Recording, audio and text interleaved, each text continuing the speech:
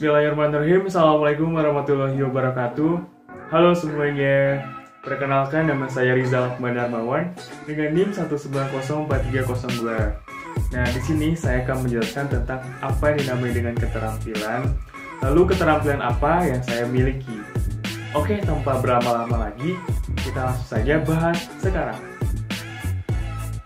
Nah, teman-teman, apa sih yang dinamai dengan keterampilan sosial itu?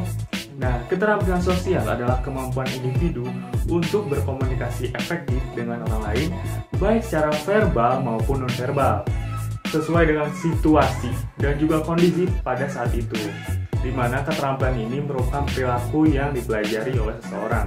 Dengan keterampilan sosial akan mampu mengungkapkan perasaan baik positif maupun juga negatif dalam hubungan interpersonal, tanpa harus melukai orang lain. Nah, selanjutnya teman-teman, dari pemaparan yang tadi dijelaskan bahwa keterampilan sosial merupakan kemampuan seseorang untuk dapat berinteraksi dengan orang lain, berani berbicara, mengungkapkan setiap perasaan atau permasalahan yang dihadapi, sekaligus menemukan penyelesaian sesuai dengan situasi yang ada pada saat itu. Nah, keterampilan sosial bukanlah kemampuan yang dibawa sejak individu lahir, tetapi diperoleh melalui proses belajar, baik belajar dari orang tua sebagai figur paling dekat dengan anak, maupun belajar dengan teman sebaya dan lingkungan masyarakat. Nah, keterampilan sosial dan kemampuan penyesuaian diri ini menjadi semakin penting dan juga krusial yang dimana anak sudah menginjak masa remaja. Nah, oke teman-teman, tadi sudah dijelaskan ya definisi secara singkat tentang apa yang dinamai dengan keterampilan sosial itu.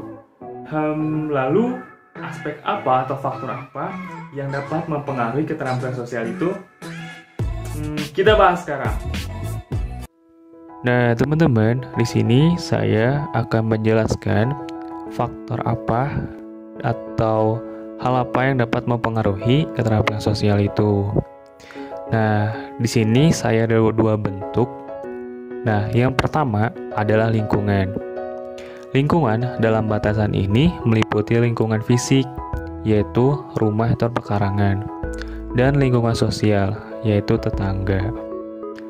Lingkungan juga meliputi lingkungan keluarga, yaitu keluarga primer dan juga sekunder, lingkungan sekolah, dan lingkungan masyarakat yang luas. Dengan pengenalan lingkungan, maka sejak dini, anak akan sudah mengetahui bahwa dia memiliki lingkungan sosial yang luas, tidak hanya terdiri dari saudara, orang tua, atau kakek dan nenek saja. Nah, yang kedua adalah kepribadian. Secara umum, penampilan sering diidentikan dari kepribadian seseorang.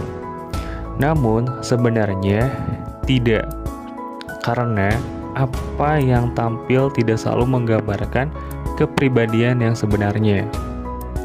Orang tua dalam hal ini berperan untuk memberikan penanaman nilai-nilai untuk menghargai harkat dan martabat orang lain, tanpa mendasarkan pada hal-hal fisik seperti materi atau penampilan. Nah, dari dua bentuk itu, menurut saya, adalah faktor yang dapat mempengaruhi keterampilan sosial, di mana lingkungan bisa membentuk kepribadian kita untuk melakukan keterampilan sosial, dan juga kepribadian diri kita sendiri. Nah, itulah teman-teman beberapa faktor yang dapat mempengaruhi keterampilan sosial. Nah, seperti yang sudah dijelaskan di awal, tadi sudah dijelaskan tentang definisi, lalu faktor yang dapat mempengaruhi keterampilan sosial, lalu yang belumnya adalah keterampilan apa sih yang saya miliki. Nah, tanpa berlama-lama lagi, kita bahas keterampilan apa sih yang saya miliki.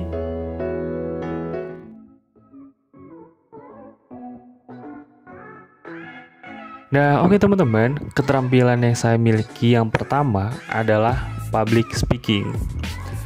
Yap, betul sekali, public speaking.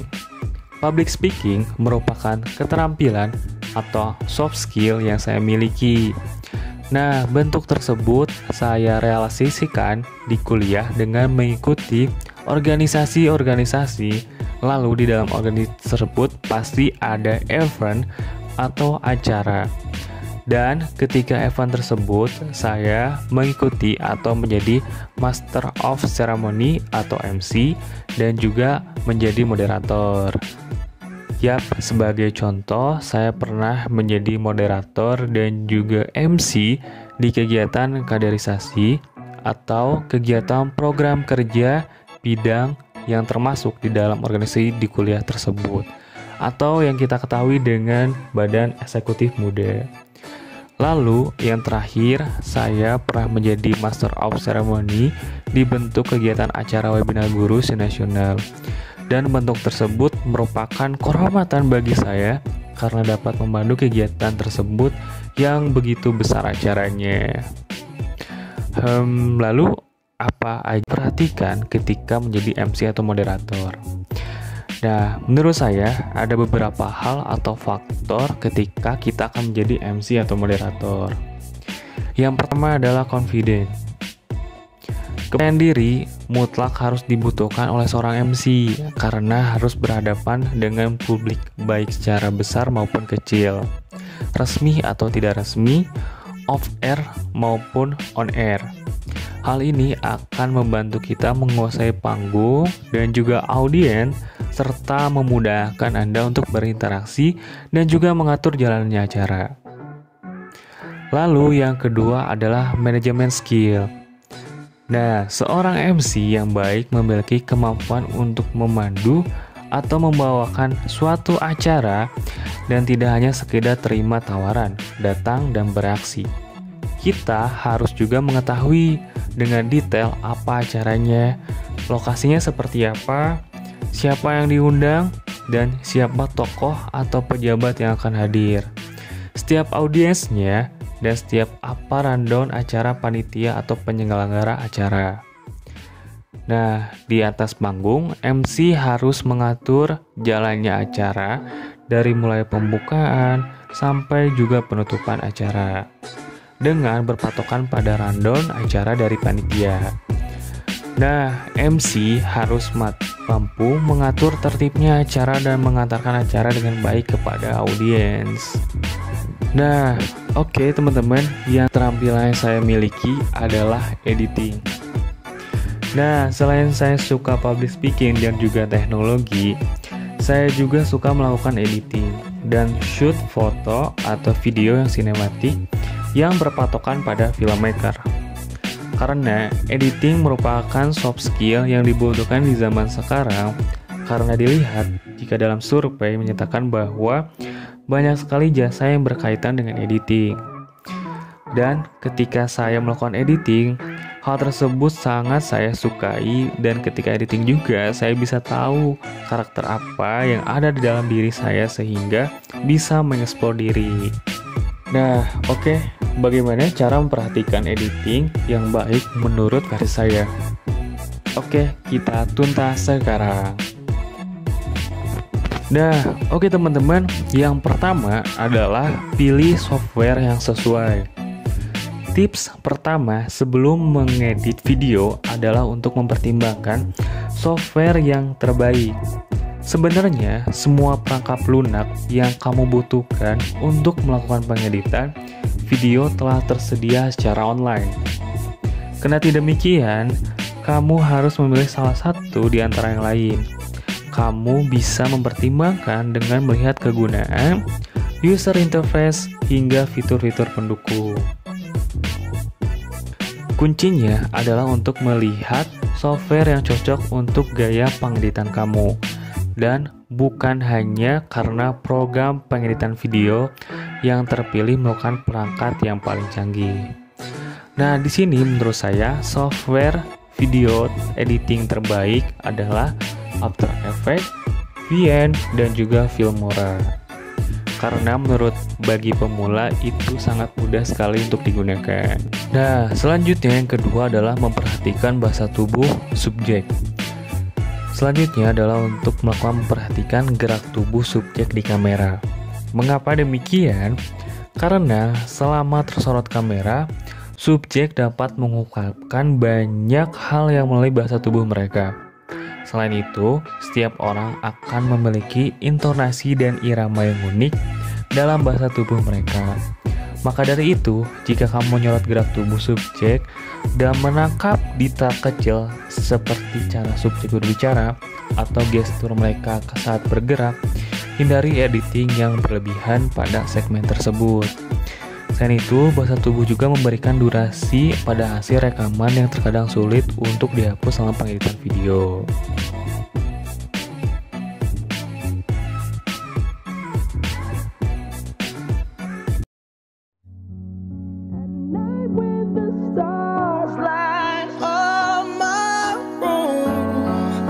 I sit by myself talking to